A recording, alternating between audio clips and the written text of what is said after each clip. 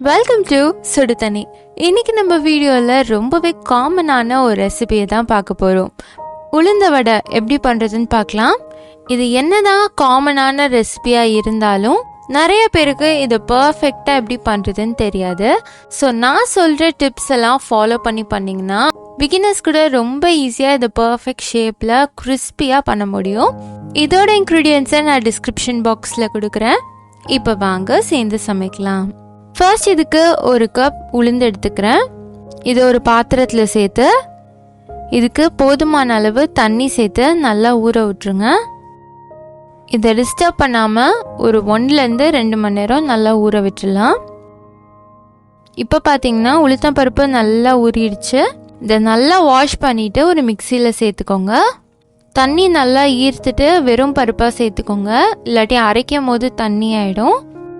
இதோட 2 பச்சை மிளகாய் காரத்துக்காக சேர்த்துக்கிறேன். சில பேர் கட் பண்ணி சேர்ப்பாங்க, ஆனால் நான் இதோட சேர்த்து அரைக்க போகிறேன்.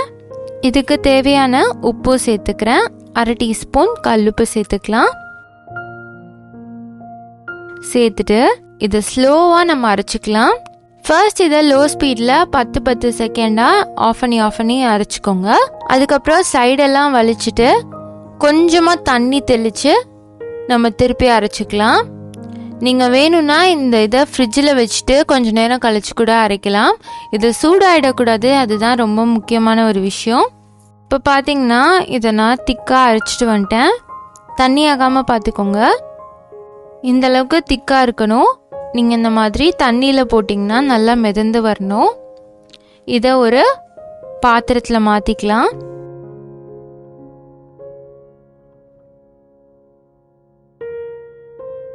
எல்லா மாவையும் மாற்றிட்டு இதில் கொஞ்சமாக கருவேப்பிலை கட் பண்ணி சேர்த்துக்கிறேன். கூடவே ஒரு பெரிய வெங்காயம், 1 டீஸ்பூன் அரிசி மாவு சேர்த்துக்கலாம் கிறிஸ்பினஸ்க்காக. இப்போ இதை நல்லா மிக்ஸ் பண்ணிவிடுங்க.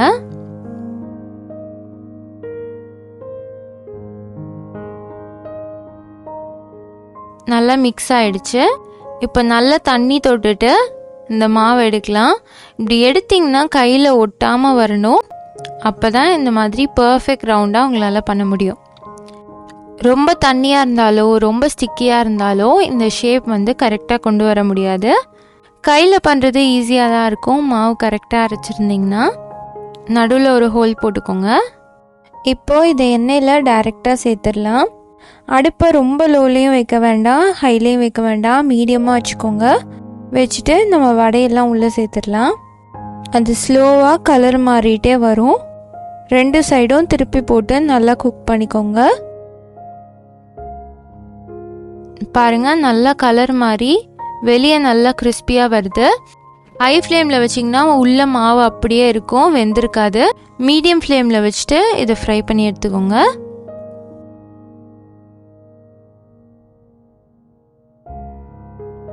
இப்போ பார்த்தீங்கன்னா இந்த வடை சூப்பர் கிறிஸ்பியாக ரவுண்டாக ரெடி ஆகிடுச்சு. பர்ஃபெக்ட் வடைஸ் இப்படி தான் பண்ணணும். உளுந்த வடை ஆக்சுவலாக பண்ணுறது ரொம்பவே ஈஸி. நீங்கள் டெக்னிக் தெரிஞ்சுக்கிட்டிங்கன்னா ரொம்ப குயிக்காக பண்ணிடலாம். இதே மாதிரி நான் சொன்ன டிப்ஸோடு ஃபாலோ பண்ணி நீங்கள் ட்ரை பண்ணி பார்த்துட்டு எப்படி இருந்துச்சுன்னு சொல்லி கமெண்ட் பண்ணுங்கள். சப்போஸ் இன்றைக்கி என் வீடியோ பார்த்து உங்கள் உளுந்த வடை ரொம்பவே டேஸ்ட்டாக இருந்துச்சுன்னா என் பேரை சொல்லி சாப்பிடுங்க. இந்த வீடியோ உங்களுக்கு பிடிச்சிருந்தா லைக் பண்ணுங்கள். சுடுதண்ணி சேனலை சப்ஸ்கிரைப் பண்ணுங்கள். தேங்க்யூ.